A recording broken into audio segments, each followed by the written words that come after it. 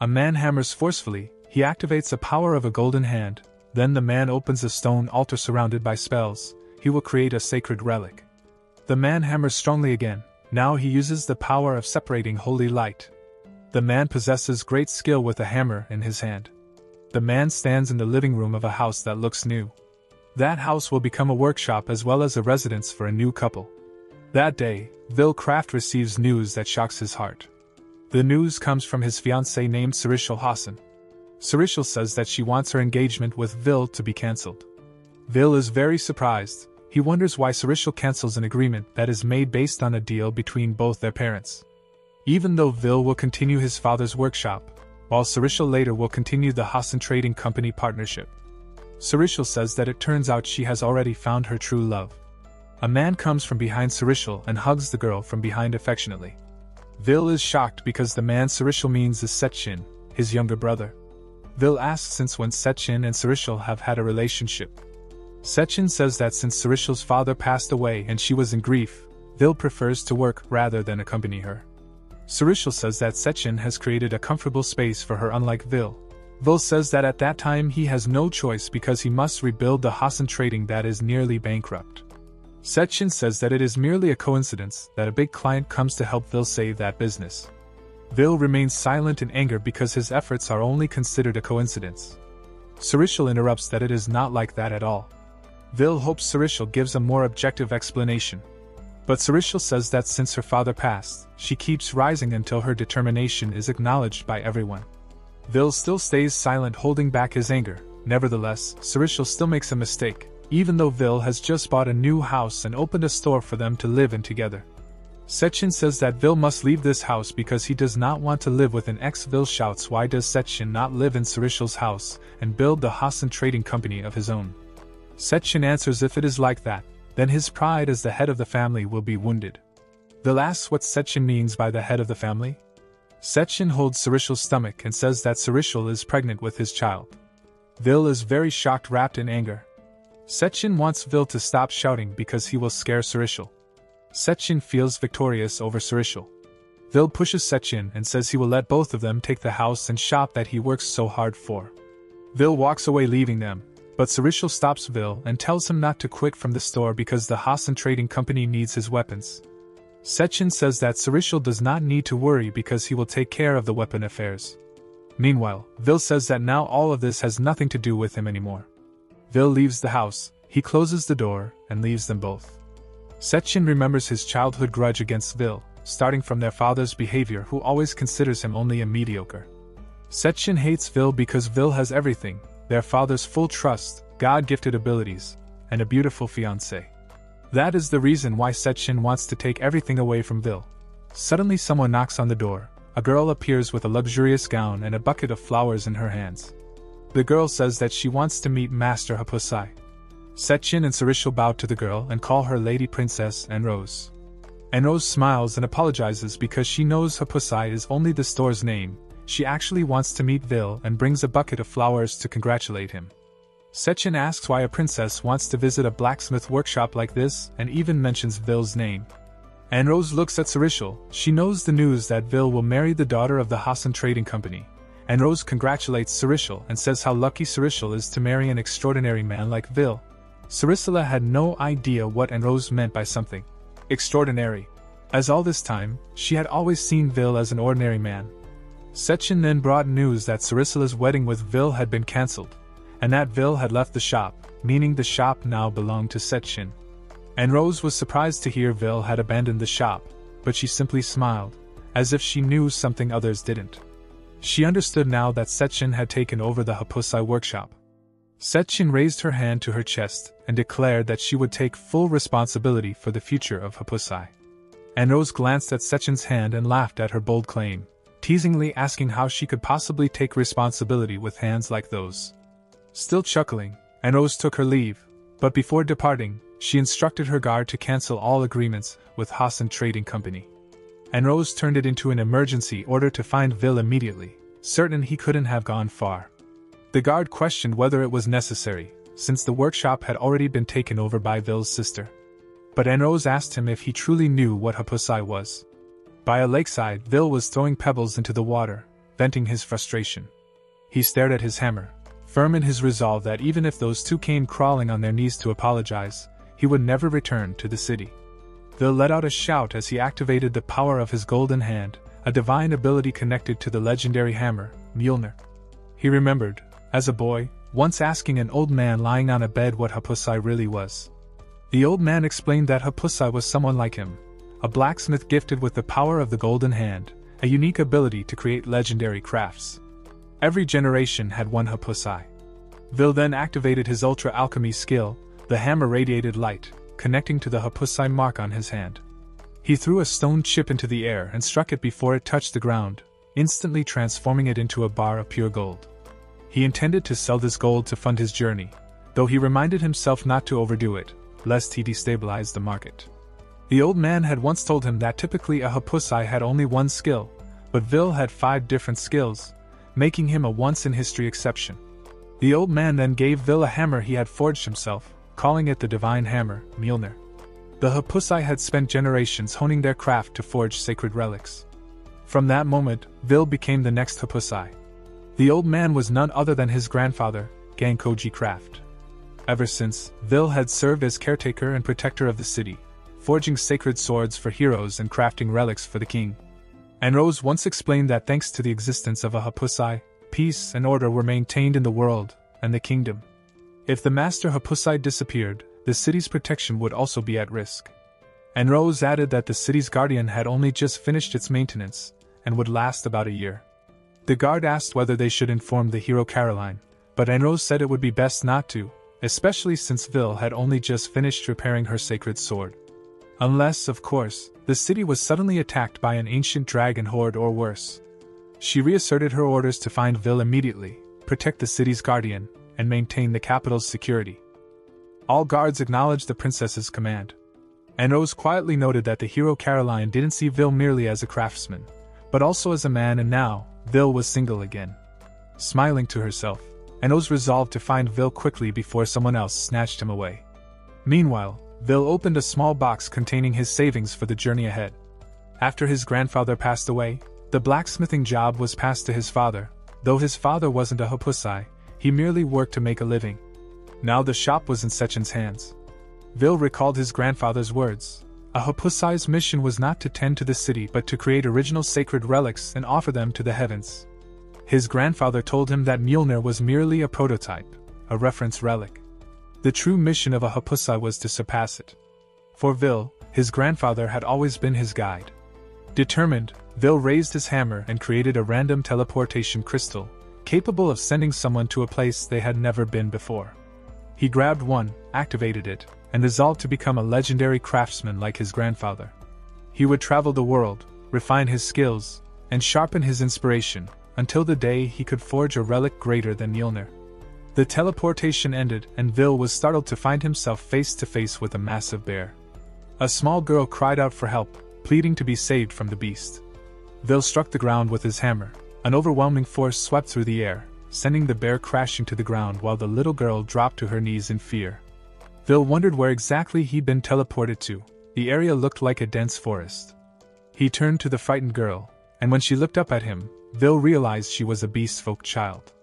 Vil makes sure the little girl's condition is fine. Vil sees a chain circling the little girl's neck. He is sure this must be the doing of slave traders, and perhaps the owner has been eaten by the bear defeated by Vil. The little girl whimpers in pain. Vil approaches her to make sure. The little girl sheds tears. Vil instructs the child not to move much. He then activates his golden hand and offers his hammer to the child. Vil sees the fear on the child's face. He says that he will not hurt the child. Vil lifts his hammer and activates his skill. He points his hammer at the large iron shackle on the child's leg. The child screams in shock and fear. Instantly, the shackle on her leg comes off. The child feels better. She even wonders why the shackle comes off so easily from her leg. The little girl asks what Vil just did. Vil says that he activates his skill and uses his hammer to give repair to the child's leg that looks wounded in some parts. Vil says that he will try another skill. Vil lifts his hammer again. Now the iron chain on the child's neck shatters into pieces without hurting the child at all. Vil says if the chain is forcibly removed it will hurt the head. Now the child is completely freed. The child hugs Vil and says her name is Poro. Poro looks very happy to know Vil.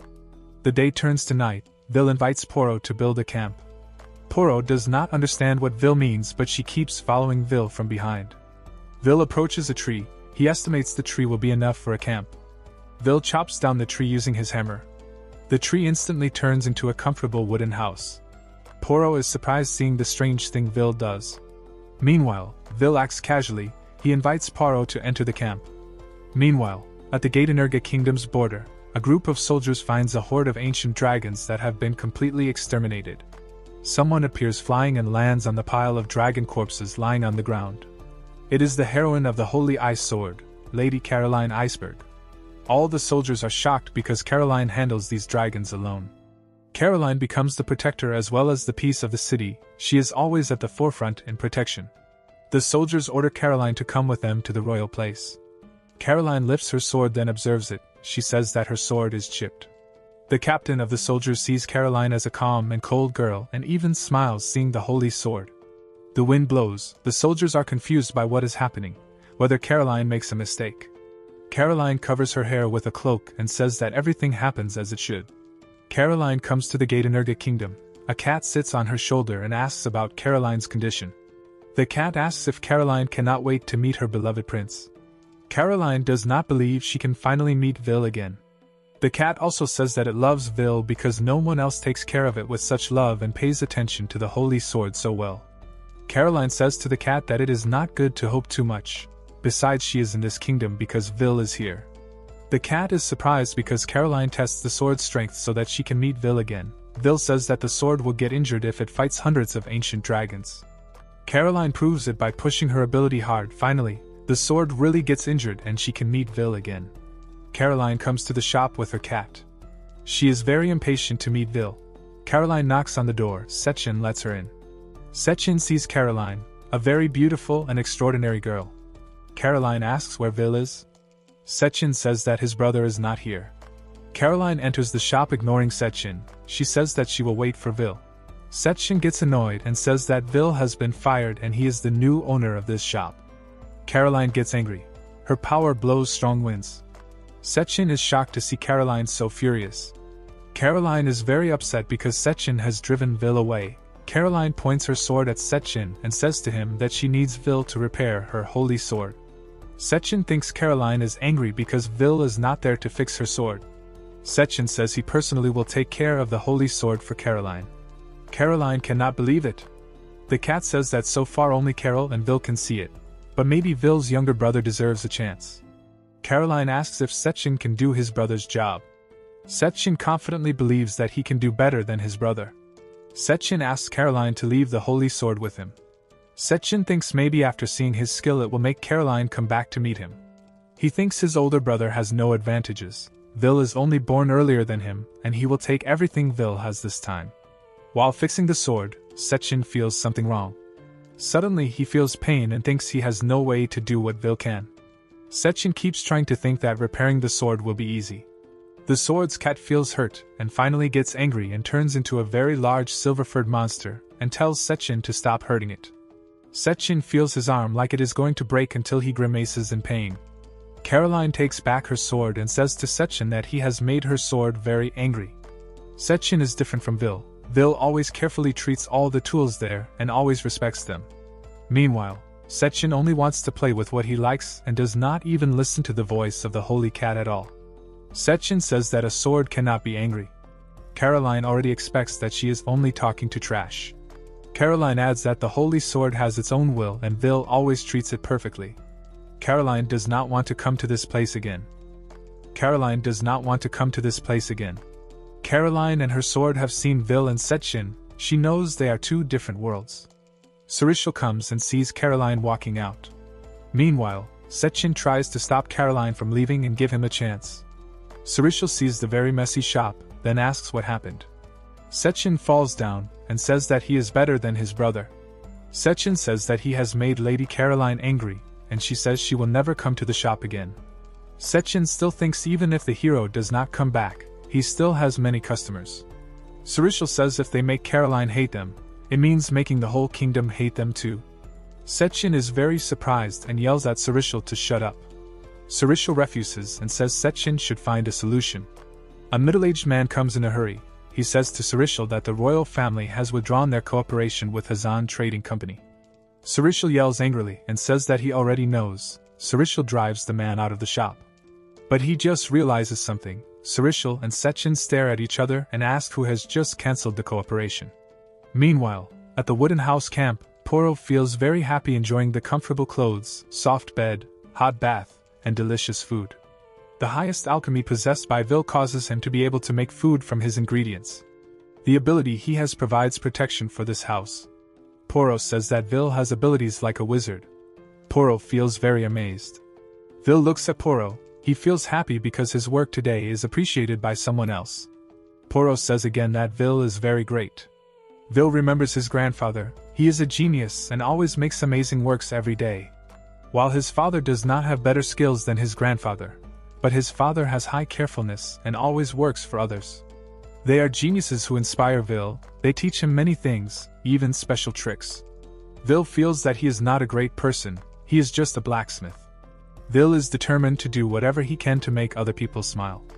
But when Vil says those cool words, it turns out Poro has already fallen asleep on the bed.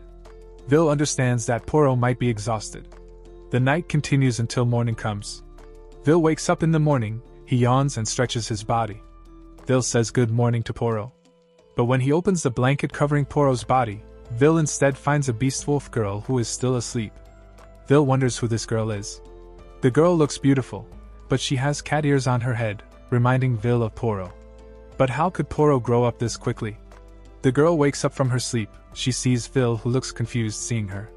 Vil asks Poro how she can change so significantly like this. Poro looks at her body. Poro says maybe she has undergone a good evolution. Poro and Vil walk out of the house. Vil scolds Poro for running too fast. Poro says that the clothes Vil made for her are very comfortable. She thanks him. Vil asks about what evolution is. Poro explains when a monster swallows several prey, it will turn into a higher level species.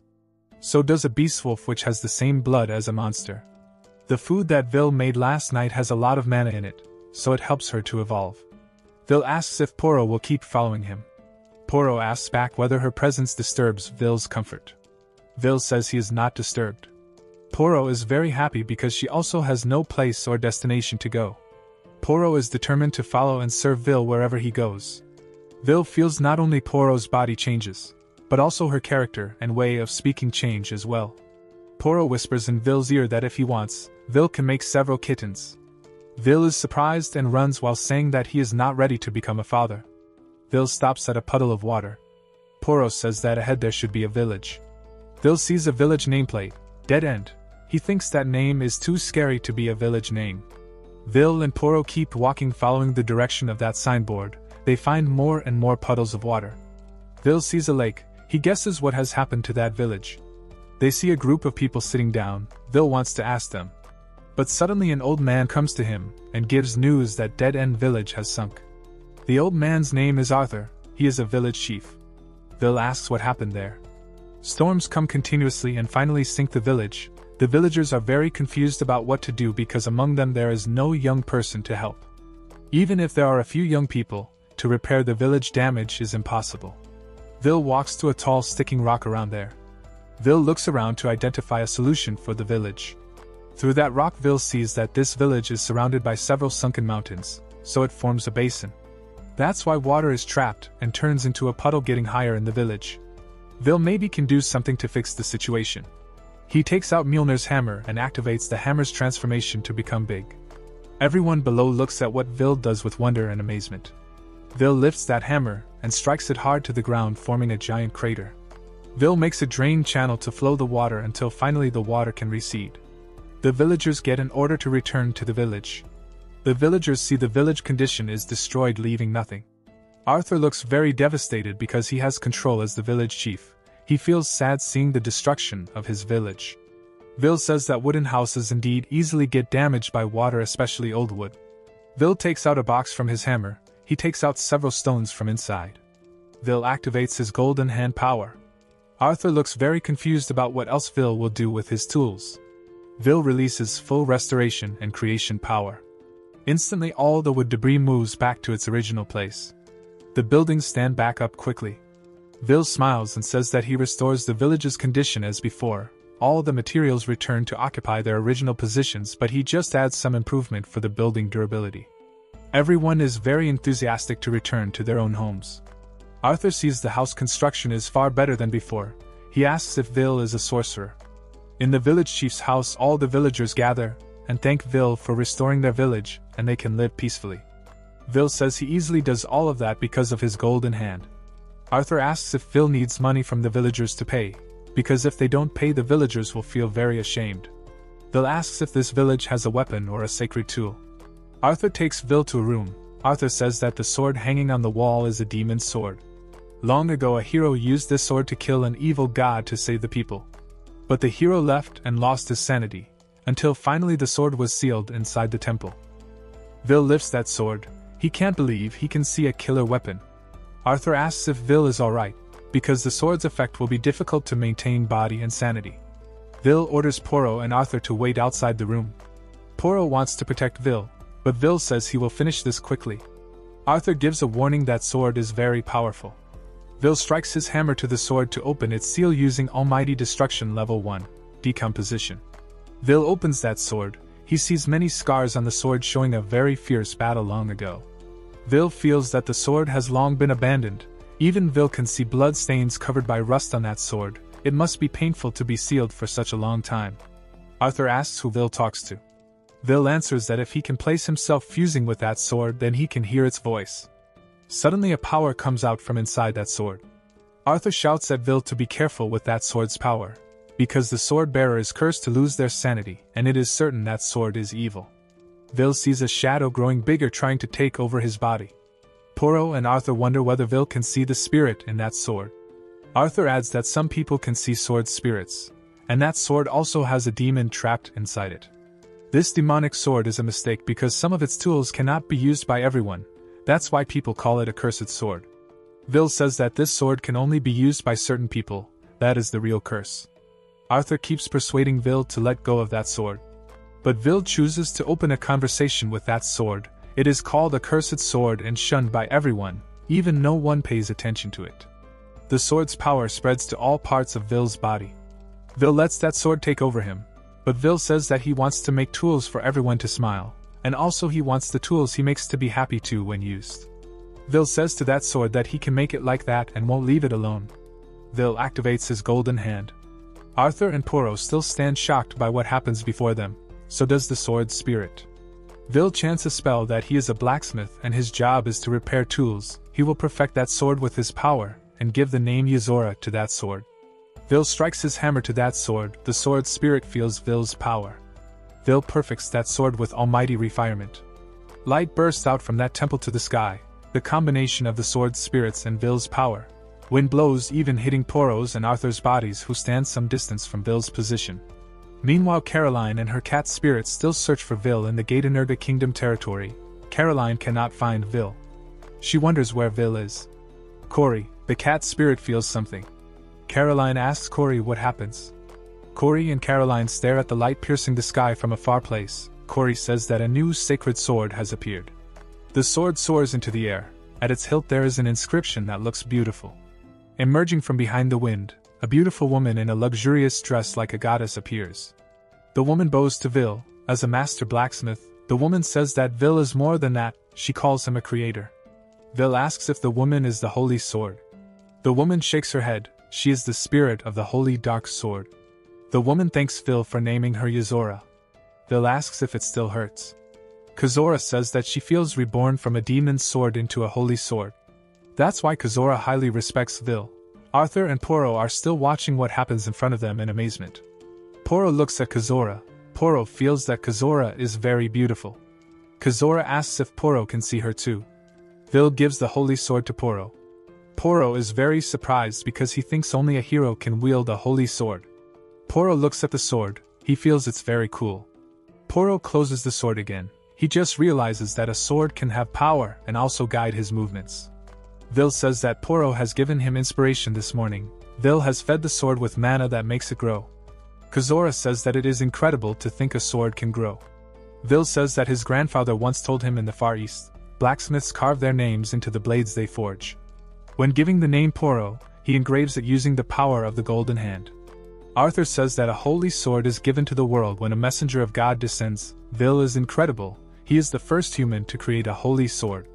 His grandfather always regretted that until the end of his life he could never make a holy sword. Vil bows his head. Poro asks why Vil looks unhappy when he just made a holy sword. Vil says that what he did is completing someone else's mission, not creating his own. Vil only feels happy seeing Kazora happy, beyond that he is not a creator. Vil is optimistic that one day he will be able to make something by his own standard from his improved abilities. Cory looks up, he feels that this holy sword feels different because it does not descend from the heavens but is born on earth. Cory and Caroline guess that a human has created a holy sword. Caroline laughs. Cory does not understand Caroline's laughter.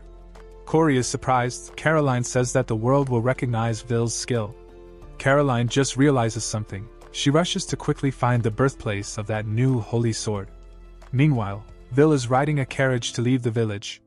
This village lies at the edge of the kingdom, so he will continue his journey to the Madoka kingdom. Vil actually is ready anywhere except in this kingdom that has broken his heart. Vil is very grateful to get this carriage as a thank you from the villagers, and Vil cannot refuse it. Vil entrusts the holy dark sword to Poro. Poro is stunned. He does not expect Vil truly wants him to wield the sword. Vil says that it is the right decision. Vil wants Poro to take care of Kazora and make other people smile. Meanwhile, Kazora is on top of the carriage. She feels the wind blowing and tousling her hair. Kazora feels very alive. As a thank you she will teach Poro English. Poro is surprised, and maybe after this he will become a sword enthusiast. Suddenly Poro stops the carriage abruptly. Everyone is shocked. Poro signals them to look above the carriage. Apparently a giant green dragon is circling in the sky to attack. Vil sees the green dragon's scales will be the perfect element to make armor. Kazora sees Vil only looks at the creature like living material. Kazora invites Poro to fight that green dragon and practice in a real battle. Poro is surprised and excited. Vil also wants to see Kazora's skill. Poro and Kazora get ready. Poro jumps toward the dragon's neck. He draws his sword. But when he looks again, the dragon only has a shallow cut. Poro does not know what to do while the dragon already marks him. Kazora tells Poro to keep looking ahead. Kazora says if Poro places his trust in a sword, then the sword will entrust itself to Poro's heart. Kazora asks Poro to open his eyes and listen to his heart, even in a threat of darkness and despair that trust must not fade. The dragon prepares to release its fire breath. Poro also gets ready. He has marked the spot he will strike. Kazora says she will be by Poro's side. Poro unleashes a tremendous slash at the green dragon. Poro manages to defeat the green dragon with a single slash. Kazora says that Poro has not even used 1% of his strength. Everyone cheers for Poro's success in this training. Poro says that he once failed and feels that he is just a beginner. Vil approaches Poro and says that what Poro did is already amazing for a beginner. Yozora smiles. Meanwhile, Caroline is still rushing to go to the place where the new holy sword is born. Caroline says that a single holy sword is so powerful it can make all nations bow down. If other people know about Vil's power, then something bad will happen to Vil. The greed of the world will hurt Vil, so before the world knows, Caroline will save Vil first. Caroline plans to marry Vil before anyone else does. Cory asks why it has to be done now. Caroline answers if the world knows, then there will be many women who like Vil and will propose to Vil in masses. Caroline asks Cory how much further the distance is. Cory says that the source of that power is in the village of Dead End on the kingdom's border. Caroline realizes that Vil is on his way to the Madoka kingdom, and he will meet a hero. Meanwhile, Vil, Poro, and Kazora see clouds gathering above them. Everyone asks what is happening. Suddenly from the mass of black clouds, something falls to the ground forcefully. Vil asks who is the woman who just descended. The woman says that she finally finds Vil. The woman wears an eye patch and a chain weapon in her hand. The woman knows Vil's name, making Poro feel curious about where the woman comes from. The woman says that she has been looking for Vil for a long time. The woman challenges Poro because she doubts whether Poro can protect his master. Vil holds Poro back, but Poro gets carried away by emotion and thrusts his sword at the woman, but it turns out that the thrust is blocked by a chain weapon carried by the woman. Poro feels very surprised because this is the first time he sees a deadly whip weapon like this. The woman introduces her weapon as a holy sword of thunder thorn lightning. Meanwhile, From afar, Cory senses that the Holy Thunder Sword has made physical contact with Vil. There are 6 Holy Sword users in this world, and all of them are war maidens. Lakia is the hero who possesses the power of lightning. She lifts the mighty Thunder Thorn. Caroline feels annoyed. If that woman plays around with Vil, then she will kill her. Meanwhile, Poro is still busy fighting Lakia along with her Thunder Whip. He almost gets struck by Lakia's attacks several times. Poro swings his sword to pierce Lakia's Thunder Thorn, but his attack fails. Lakia says that with power like that, he won't even be able to cut through her whip. Lakia feels enough playing around. She then slams her whip down and throws Poro away. Vil releases the almighty Refirement Water Shield power to save Poro. Kazora sees that the lightning just now erased the shadow of a whole mountain and says that is insane. Vil catches Poro and apologizes for letting him fight alone. Lakia says that Vil makes a wrong choice because Poro is too weak to be made a wife. Vil stammers and says that Poro is not his wife. Lakia reminds Vil about his promise. If she wins, then Vil will agree to be her fiancé. Poro and Vil feel surprised. Vil says that Lakia has a good sense of humor. Lakia feels upset because Vil only takes it as a joke. Lakia points her whip to the sky and says that starting today, she will surpass Vil. Clouds roll above Lakia's whip. Lightning strikes everywhere. Kazora sees those piling thunderclouds as a very bad sign. Lakia has just been playing with herself. Now she prepares to fight Vil and prove her strength. Lakia releases the Storm Thunder Dragon power. A wave of rumbling clouds with lightning and thunder forms a fierce dragon ready to fight Vil. Vil has no choice because if he lets Lakia's power loose, then everyone will turn into ashes in an instant. Vil releases a hammer with the almighty destruction level max oblivion power. The hammer strikes the fierce dragon and wipes it out easily. Lakia says that she is impressed. Poro says that maybe Lakia is the hero with the evil eye. When she is a child, Lakia becomes a disaster victim and gains the death eye. So any creature seen by her right eye will perish. Her eye gets cursed because of the disaster. She has tried every way to free herself, but nothing succeeds until eventually she is sentenced to death. She is a holy sword guardian but has an evil eye, so the Imperium postpones her execution until they find someone who can break that curse. And at that time, they find Vil. But back then, he can't erase the evil eye because his ability isn't enough. He then makes a magic seal to cover that eye. That is the reason why Lakia is here, because she gets tired of being locked up in prison any longer. Also, the only savior is the man who once helped her. Vil smiles and asks Lakia to remove the cover on her right eye. Everyone feels shocked. Poro and Kazora forbid it because it will threaten Vil's life. Vil looks at Lakia, asking her to trust him. Lakia does indeed have deep trust in Vil. She completely entrusts herself to Vil.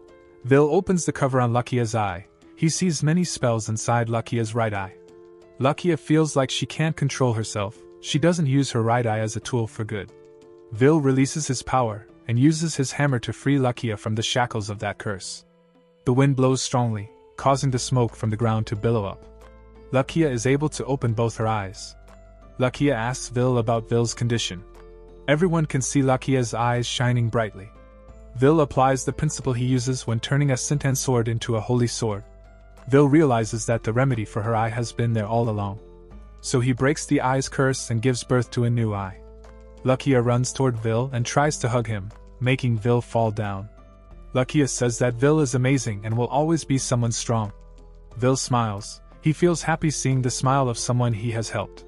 Lakia asks Vil to marry her, but Vil refuses. They look happy at that moment. Meanwhile, in the kingdom of Gadianerga, Sechin is doing something in the iron workshop. He makes a sword. The sword has carvings on its body. Sechin thinks that he has succeeded in forging a sword result like the one Vil produces in his own way. Sechin makes sure no one stops his path. Sechin thanks someone who wears a cloak there. That person says to Sechin to use that tool properly. The carvings come from a cursed fake seal tool. Lakia is still trying to seduce Vil to marry her. Lakia promises if she can defeat Vil then she will marry Vil.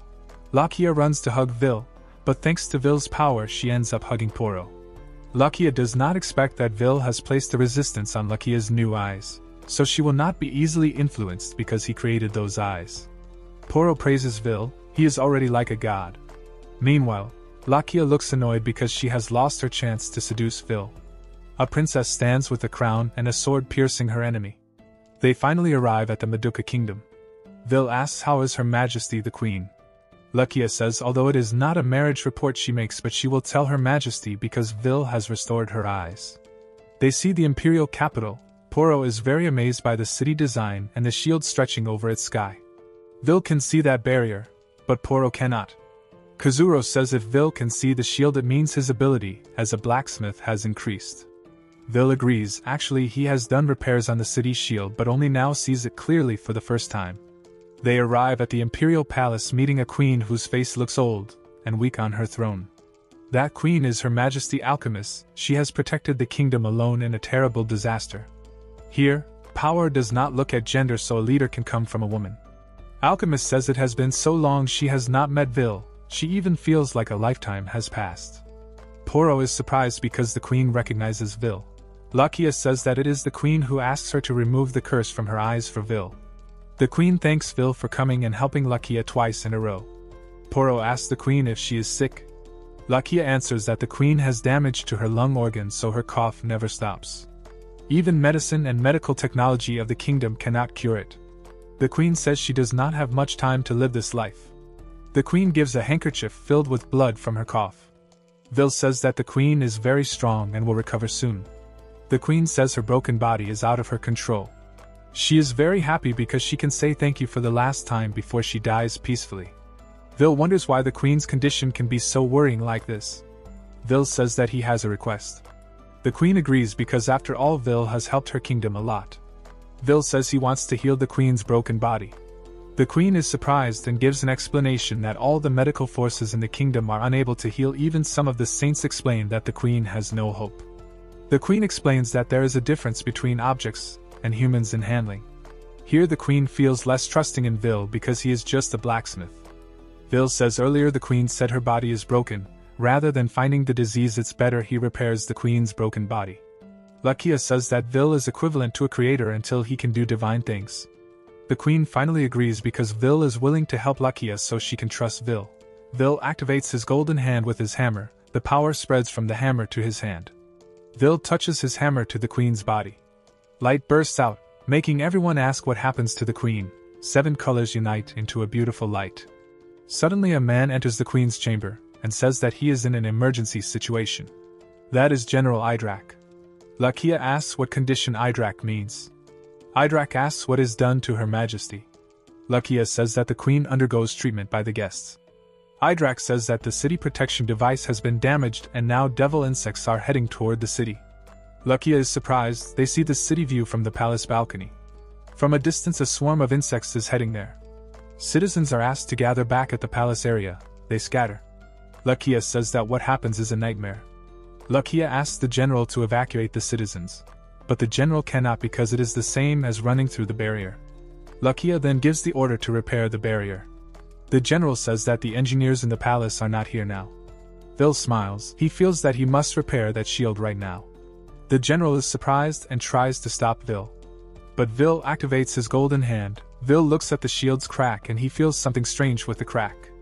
It is like a deliberate act. In that crack appears a magic emblem he finds in Lakia's evil eye. Vil then heads up with his hammer. The insect monsters already look very close to the shield's crack. Vil releases his power. He uses almighty refirement. Light bursts in all directions witnessed by all the kingdom's citizens. Vil says the light is very bright and those insects should be gone. General Idrak is surprised because the insects disappear instantly. Vil says that he modifies the city's shield so every monster that contacts it will destroy itself. Also the shield can heal itself. Vil says although that layer looks broken from the inside. Idrak says that no one can truly see the city shield. Vil says he has never seen a city shield that declines by itself unless someone sabotages it. Vil looks at the general and asks why Idrak is sweating so much. It is very suspicious though he has not yet said the name of the one who sabotaged it. Idrak says that Vil's accusation is very shameful. Someone walks toward them. That is the very queen who looks very beautiful. She looks healthy and fresh. Everyone is surprised to see that miracle. Idrak sees that crown and asks where is Her Majesty. That woman says that she is the jewel of this country. She is Artemis. Everyone below asks what happens to their queen. Artemis says her body improves after Vil repairs her body. Vil is also surprised because not only the cells are healed but truly replaced with new ones. Artemis says that it is a miracle. All the citizens cheer for Artemis. Artemis orders her soldiers to arrest the general and imprison him underground. Idrak refuses and fights back. Idrak shouts about 7 powers. That makes Vil wonder. Artemis takes a stance and kicks Idrak until he flies far, hitting the city shield. Artemis says those who damage the city will not get grace from this crown. Idrak shouts, shooting until finally crumbling and shattering against the city shield. All citizens cheer for Artemis' name. Artemis asks Vil how she repays Vil's kindness. Vil says seeing Her Majesty's smile he already feels happy. Artemis blushes. Lakia says that Artemis does not have a husband yet. Will she become a rival too? Meanwhile, below among the crowd of citizens a man is standing. He asks what is the meaning of 7 powers. At the Jurdanurga royal capital, Hassan Company, the place looks a mess. Sirikal is sitting on a chair with her head in her hands. She looks so distraught, she feels like can't take this anymore. As soon as the royal family cut them off, the nobles followed suit. If they lose even one more major client, it'll be very bad. Then, someone knocks on the door. Sirikal snaps, asking who at the door is and yelling at whoever it is to come back later.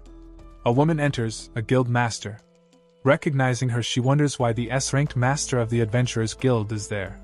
Sirikal bows, apologizing for her insolent behavior earlier. The guild master says that she is truly grateful for the magnificent sword she purchased the other day. Sirikal recognizes the sword as one of Vil's works. Still, she says that she is honored to be of service to the guild master. The guild master is as much as thought it wise to order 50 more swords for the guild. Sirikal presents her with a box full of new swords.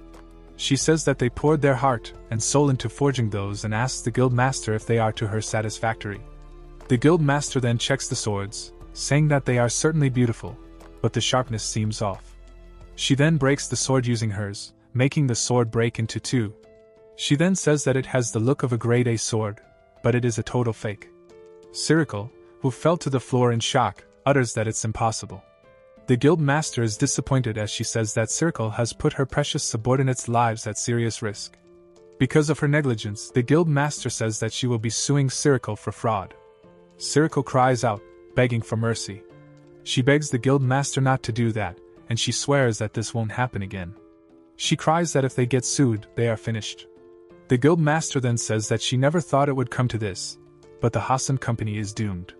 She then goes out the door as she says to Sirikal she will see her in court, leaving her begging her to wait. Meanwhile, Sechin, using the false seal he has, presses it onto the newly made swords. He laughs, saying that if he buys a trashy sword and uses the seal, he can its appearance, and sell it for an outrageous price. Then, in comes Sirikal, demanding to know what is happening. She throws the broken sword in front of him, and he recognizes it. She then asks if all of those were fakes, and she exclaims that because of his stupidity, they are going to be sued by the entire Adventurers Guild. He then tells her that they can just sell more, and they will be raking in the cash if they sell those. He adds that people these days prefer quantity over quality. Sirikal snaps at him to get his head out of his backside. She asks him if quality means nothing to him as long as it sells. She tells him that those swords are an insult to all the blacksmiths in the world and cutting corners will cause all their customers to abandon them. She then covers her face, frustrated, asking Sechin if he truly thinks he is a better blacksmith than Vil. In that case, she points at Sechin, challenging him to forge a real grade A sword. Sechin stutters as Sirikal knows that he can't do that. She then says that he acted like an imbecile, and it cost them everything, crying as she says so. She then sadly says that she was blind all along. Vil was the heart keeping the Hassan Company alive. It was skill that made their products sell. Her words make Sechin angry, asking her if she wants him to rely on Vil again, which is something he loathes. He then exclaims that with the curse seal in his hand, he can turn that garbage into priceless relics. Seeing his reaction, Sirikal smiles on defeat, saying that he really is an idiot, and she exclaims that those fakes are utterly worthless. She then turns around to leave, mumbling to herself how she could have been so stupid. Sechin grabs her hand, trying to halt her, but she slaps him in return. With a stern face, she tells him that it's enough, if nothing else, Vil was far more capable than him. Sirikal then leaves the room.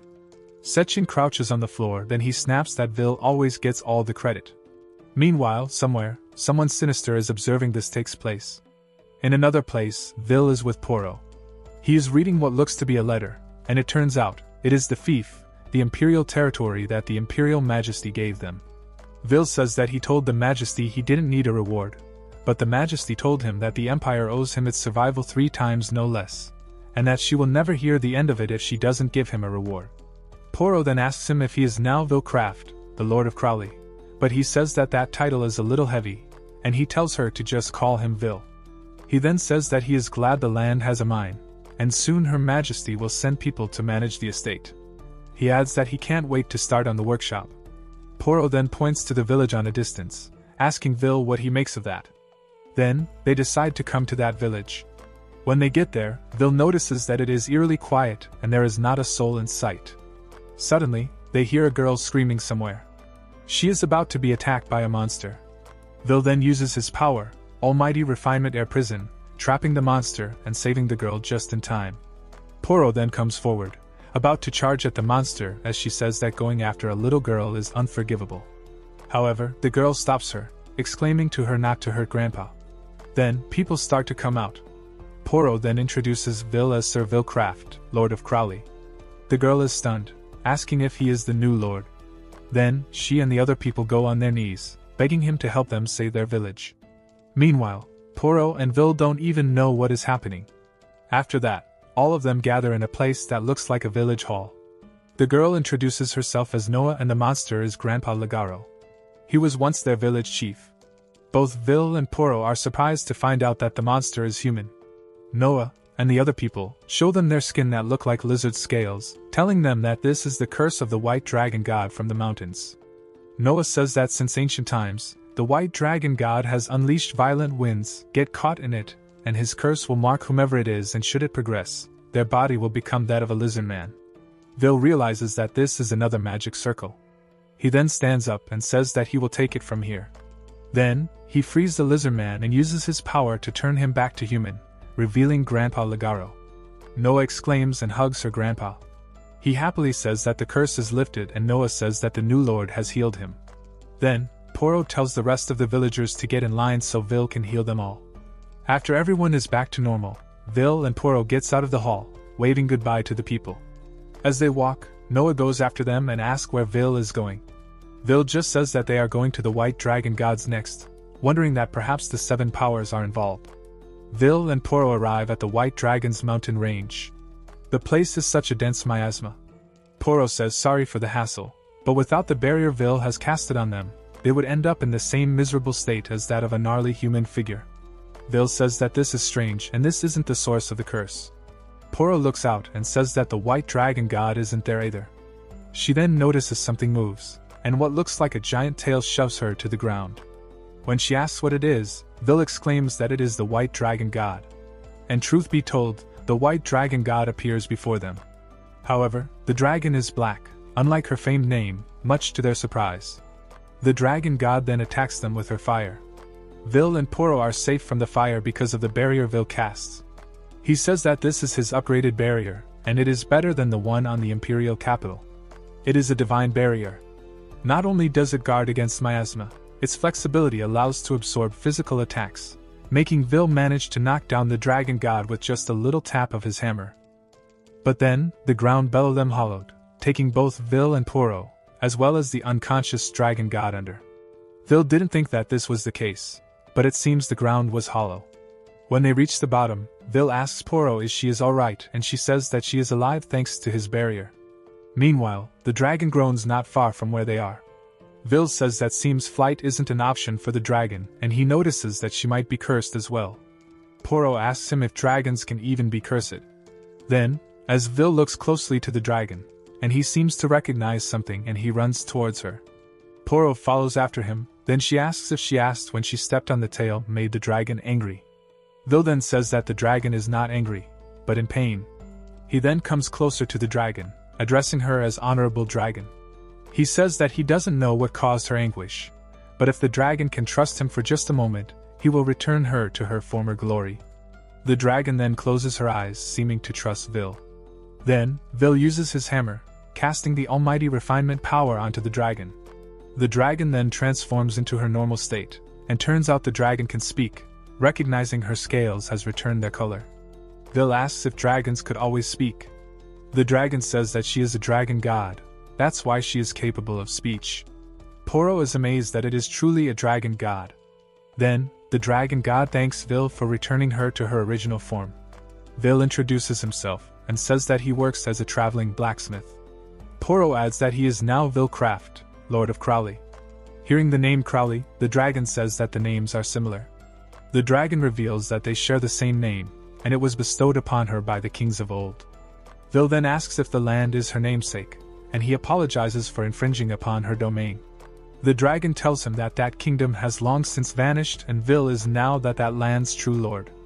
Vil then asks what led to the dragon's curse.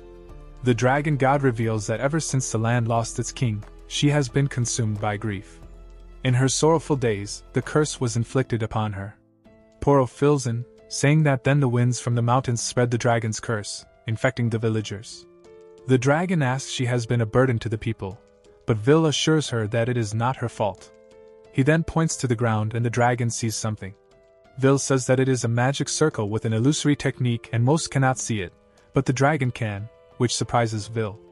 On the other hand, Poro says she can't see anything. Vil explains that it is a circle that makes malicious thoughts rage out of control, and it prohibits the target from leaving. He adds that the one who cursed the dragon was probably the seven powers. The dragon snaps, saying that she will tear the seven powers apart. Then, she tries to destroy the circle but it is still intact. Vil then says that it is time for a makeover, and he proceeds using his magic hammer again, combining the Almighty Destruction and Almighty Refinement spell to destroy the circle. The magic circle is destroyed and Vil also manages to rebuild the castle. Vil then goes to tell the dragon that she can now come and go freely. However, the dragon has transformed into Lady Crowley. She looks surprised, exclaims that Vil has made the castle a sanctuary. Both Vil and Poro asks and wonder if that's why she is surprised. Lady Crowley says that upon descending from the heavens, gods lose much of their power. As long as she is within her sanctuary, she can wield 100% of her power, and she can polymorph now too. She then sits on what looks to be her throne and says that, to put it simply, the castle Vil rebuilt has become a celestial domain. Even Vil can't believe himself that he built a sanctuary that becomes Lady Crowley's domain. Noticing the mark on Vil's hand, Lady Crowley looks at it closely in amazement, saying that that is the mark of the sun. She exclaims that it is an extremely rare sigil and it grants the power of the golden hand. Only a few have been bestowed this honor since the creation of this world. Poro looks at her in amazement, and says that Lady Crowley has a lot of knowledge. Lady Crowley then remembers that she had a similar sigil on her territory at one point. Then, she brings Vil and Poro to the outside of the castle that has a similar mark like Vil's, but much bigger, on the ground. Vil says that it is a perfect match.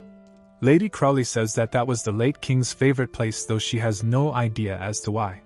She adds that no matter what she tries, nothing happens to the mark. Vil then comes closer to the mark and says that perhaps there is some kind of trick, but when he puts his hand out to touch the mark, it glows along with the mark on his hand. It seems that the mark is resonating with his sigil. He wonders worriedly if he is going to be pulled in. Indeed, Vil is pulled in and sent to an unknown place, but no one is there. He wonders where he is. In his mind, he can hear Lady Crowley asking if he is alright. She tells him that it's telepathy and it's a skill that allows for long-distance communication. Vil mutters that it is incredible.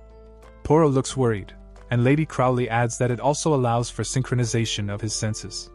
She tells Vil that after he was engulfed by the sigil, it appears he has been transported to an unknown city. Vil agrees that that would be the only explanation. He notices that even though it is daylight, there's no sun.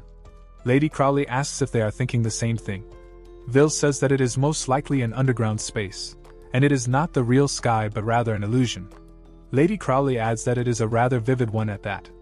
He then says that the sigil must have been the entry point to this artificial space. He wonders how this veiled city is related to the Hapasai workshop. From what he heard from Grandfather Genkoji, the workshop blocks entry in a similar manner. In the first place, if a dragon god like Crowley can't enter, then supposedly no one is able to.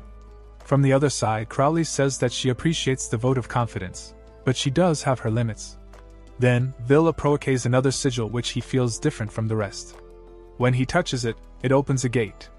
Surprised, Crowley tells him that it is an ultra-rare, top-tier nigh impossible dungeon, the Fall, and it's one of the 7 hells.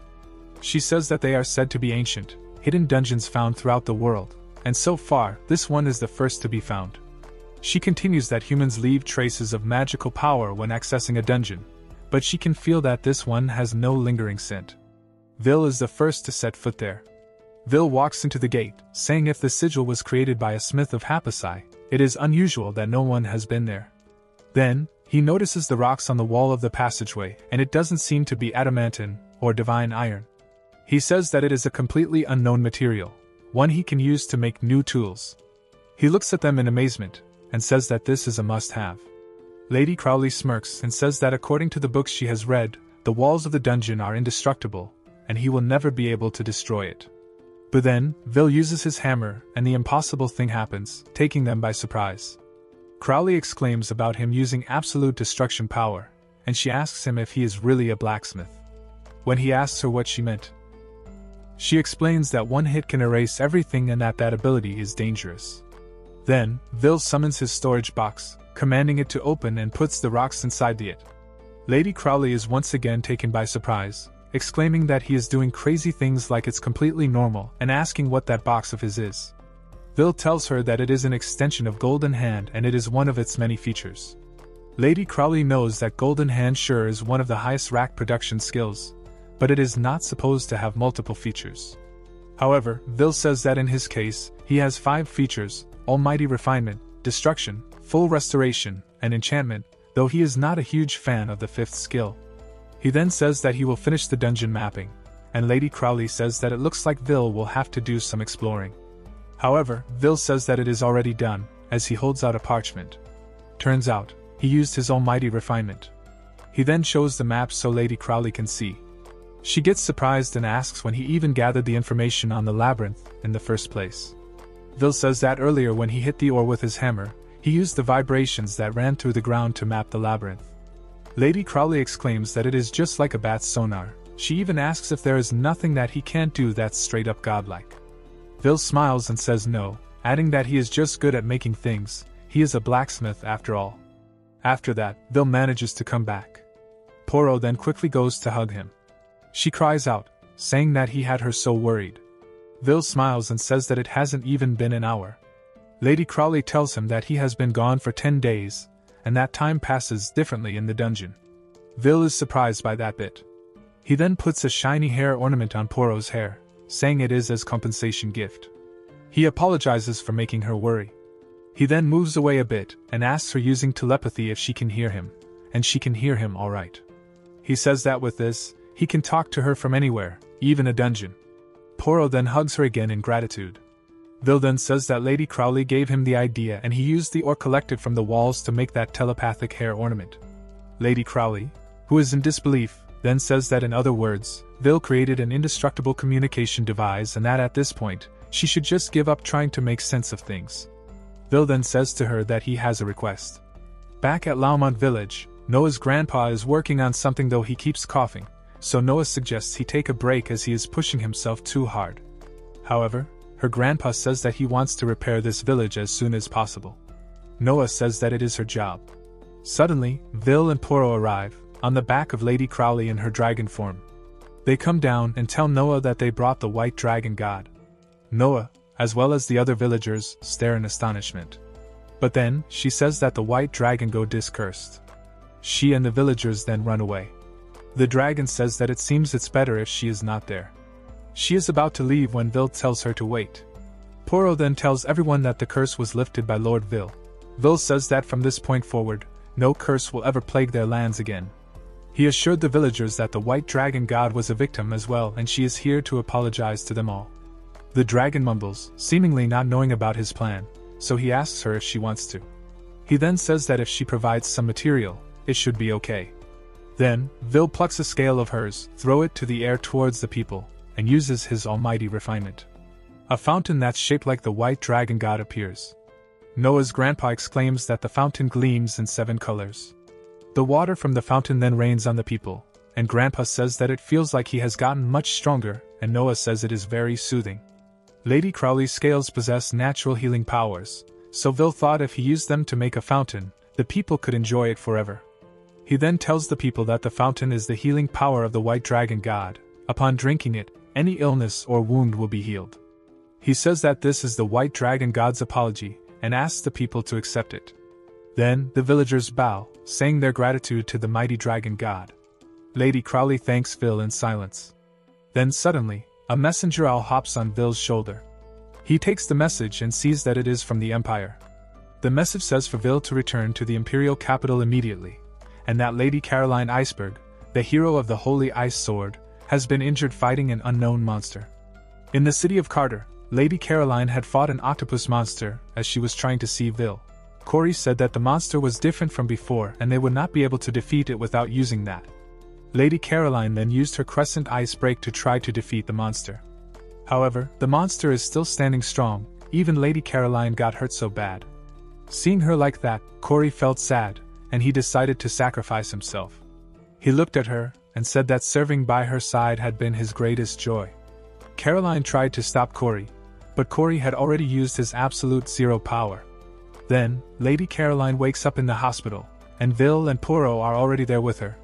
He tells her to take it easy since she needs to rest. She is in shock because the Holy Ice Sword is like family to her. Poro asks him if it is possible to repair the Holy Ice Sword, but Vil wonders why Hapasai was entrusted with the maintenance of the Holy Ice Sword. Holy swords are similar to humans. If the physical form is broken, they essentially die, and that's why maintenance is crucial. If they shatter, that's it. Lady Caroline looks at Corey's core in her hand, saying that she couldn't even say goodbye properly, and she can't thank him like this. She then cries, saying sorry to Corey. Noticing Corey's core, Vil says that it is the source of the Holy Sword's power. The core, which is embedded in the hilt, serves as a Holy Sword's heart. He then tells Caroline that he might be able to fix Corey. She asks if he will truly be able to fix Corey. He says that it is possible, just, if he makes a mistake, he will essentially be taking Corey's life with his own hands. Caroline stares at Corey's core in sadness, saying that a world without Corey isn't worth living. She then holds out Corey's core, entrusting it to him.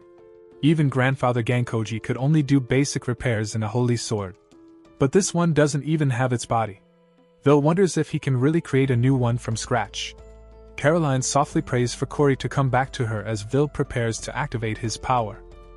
After some thinking, he decides that the 5 production skills of their predecessors must be connected to create a new skill. Then, he taps the core with his hammer, casting the new skill, Relic Reforging. Then, the scene changes to a battlefield where Lady Lakia and her army are fighting the octopus monster, one which the ice heroine sealed at the risk of her life. Lady Lakia then orders her men to fire, but to no avail. The monster even grows stronger. She then uses her lightning cobra to attack the monster. Some of the men are attacked by the tentacles, so Lady Lakia tells her men not to touch the tentacles or their life force will be drained. The monster just won't die. Then, the ice seal starts to shatter. Lady Lakia tells her men to leave it to her, she will be using her sword art. Her general warns her that the holy sword technique will shorten both her lifespan and the sword's, but she is adamant. The general then tells everyone to retreat to the imperial capital.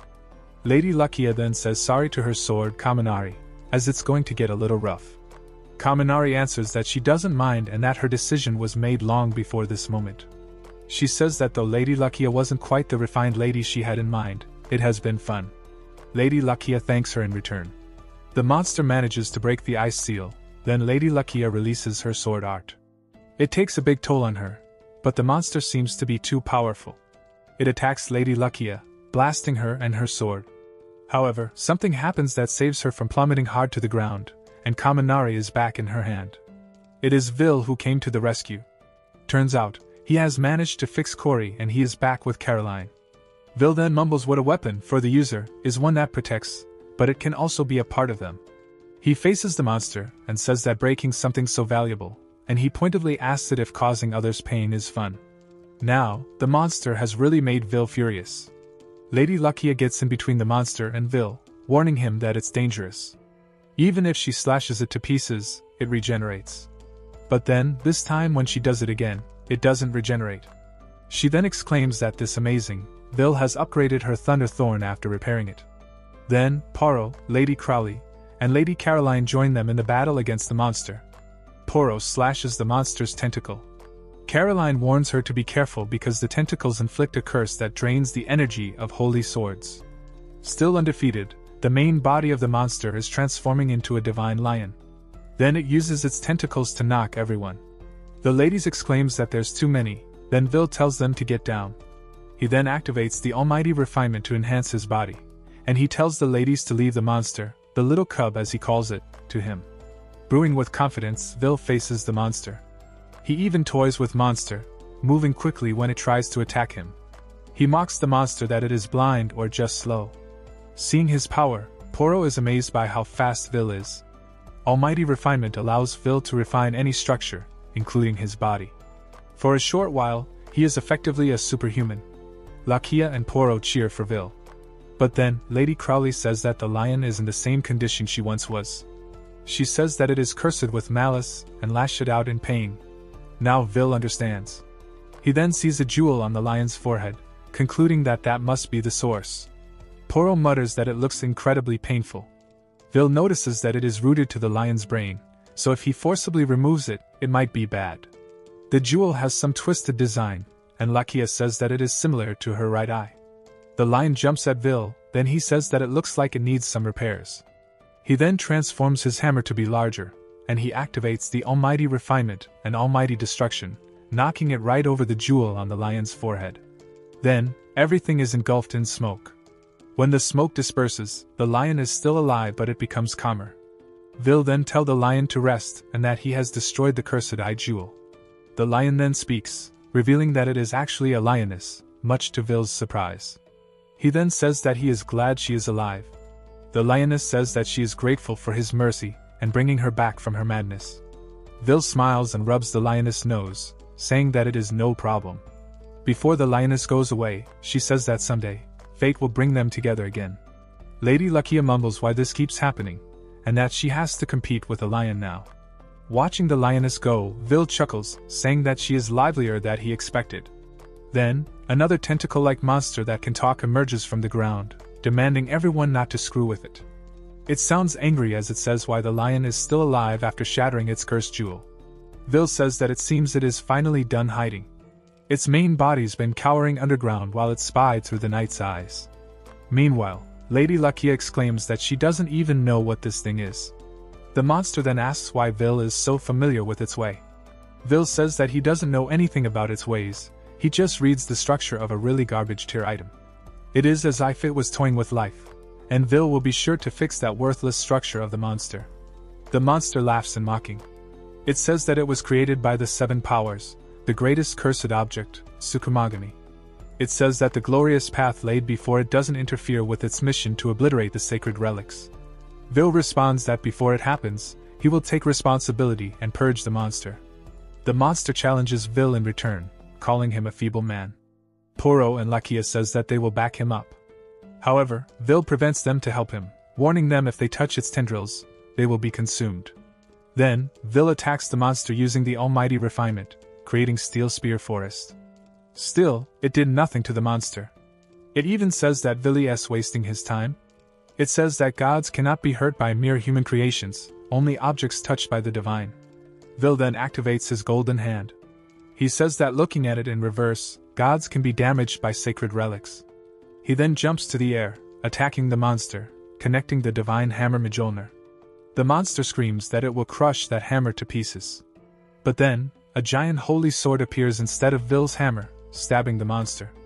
It is shocked as to how Vil have a holy sword. Vil then says that the real sacred relic is his hammer, and he only has one, but he created the holy sword. He continues that only sacred relics can be used to attack a god. If it is fake, he can use magic to copy it for 1 minute.